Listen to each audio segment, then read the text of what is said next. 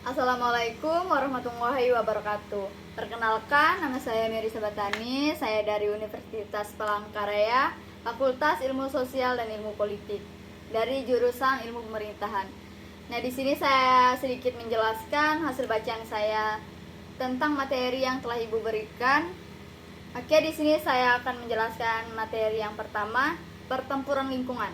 Pertempuran lingkungan adalah istilah yang sering digunakan untuk menggambarkan upaya perlindungan dan pelestarian lingkungan alam. Mencakup berbagai aktivitas ini, inisiatif yang bertujuan untuk melindungi ekosistem, mengurangi dampak negatif aktivitas manusia terhadap lingkungan, dan mempromosikan praktik yang berkelanjutan dalam menggunakan sumber daya alam. Nah, pertempuran lingkungan juga merupakan usaha kolaboratif dari berbagai pihak, termasuk pemerintah, organisasi non-pemerintah, perusahaan, dan individu, untuk menjaga dan merawat planet kita agar tetap berkelanjutan bagi generasi mendatang. Nah, di sini kita akan lanjut ke materi ekologi.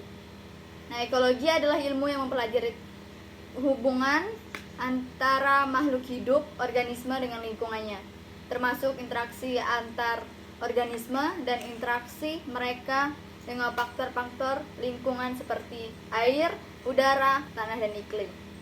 Nah, di sini ekologi itu memiliki dua macam, yaitu ekologi dalam dan ekologi dangkal. Di sini kita masuk ke ekologi dalam dulu.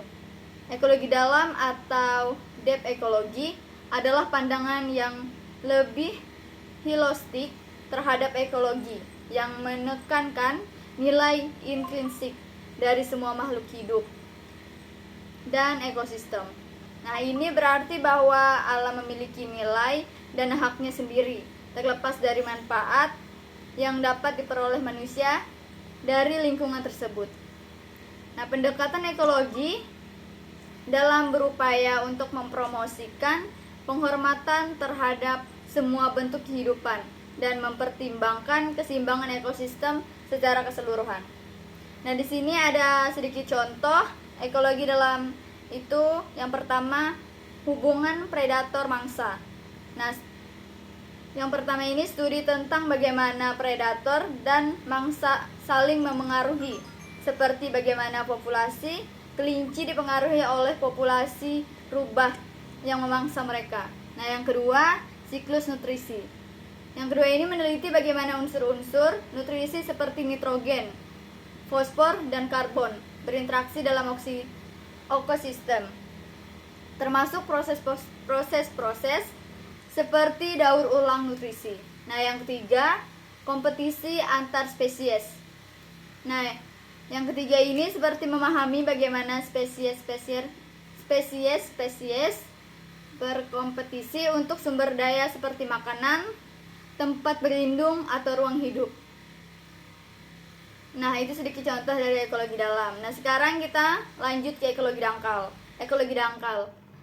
Ekologi dangkal atau shallow ekologi adalah pandangan tentang ekologi yang lebih fokus pada perlindungan lingkungan alam untuk kepentingan manusia. Pendekatan ini lebih menekankan pada pemeliharaan lingkungan untuk kepentingan ekonomi, kesejahteraan manusia, dan keberlanjutan sumber daya alam. Ini berbeda dengan deep ekologi atau ekologi dalam yang mengutamakan nilai intrinsik dari semua makhluk hidup dan ekosistem tanpa memandang manfaat manusia sebagai faktor penentu utama.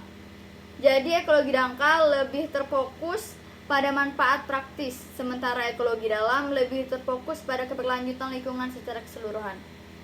Nah, di sini ada juga sedikit contoh dari perspektif ekologi dangkal. Yang pertama, ada konservasi satwa untuk berburu.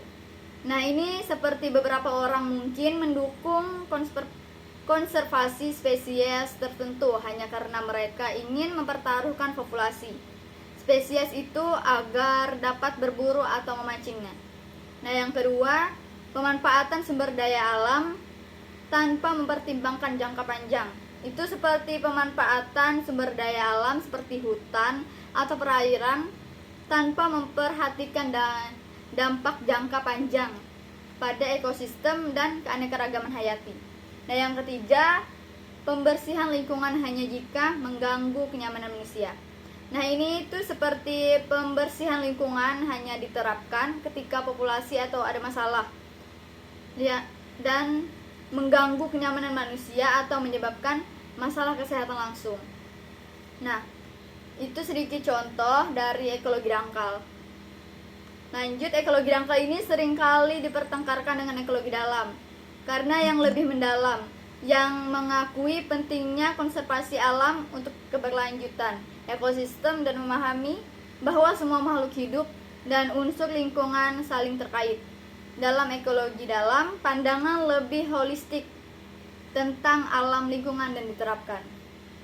Oke, kita lanjut ke materi yang kedua, yaitu implementasi praktik ekologi dalam pemerintahan. Nah, implementasi praktik ekologi dalam pemerintahan itu merujuk pada proses penerapan pelaksanaan tindakan, kebijakan, dan program yang bertujuan untuk melestarikan dan menjaga lingkungan alam, serta mempromosikan prinsip-prinsip keberlanjutan dalam tindakan pemerintah. Mencakup upaya untuk mengintegrasikan pertimbangan lingkungan dalam keputusan dan kebijakan pemerintah, serta menerapkan praktik-praktik yang ramah lingkungan dalam operasi pemerintahan sehari-hari.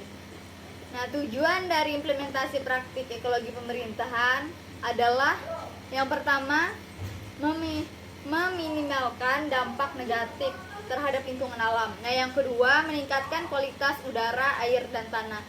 Dan yang ketiga, mengurangi emisi gas rumah kaca dan mengatasi perubahan iklim. Nah, yang keempat, memelihara keanekaragaman hayati. Nah, yang kelima, mengelola sumber daya alam dan kebijakan. 6. Mendorong gaya hidup keberlanjutan dalam masyarakat. Nah, itu ada 6 tujuan dari implementasi praktik ekologi dalam pemerintahan. Nah, sekarang lanjut. Implementasi praktik ekologi dalam pemerintahan melibatkan pengembangan kebijakan yang berfokus pada perlindungan lingkungan, alokasi sumber daya yang bijak, pengaturan regulasi, pendidikan masyarakat, dan melaksanakan program-program praktik ekologi. Hal ini bertujuan untuk mencapai keseimbangan antara pembangunan ekonomi dan kelestarian lingkungan, sehingga menciptakan masa depan yang lebih baik bagi generasi mendatang.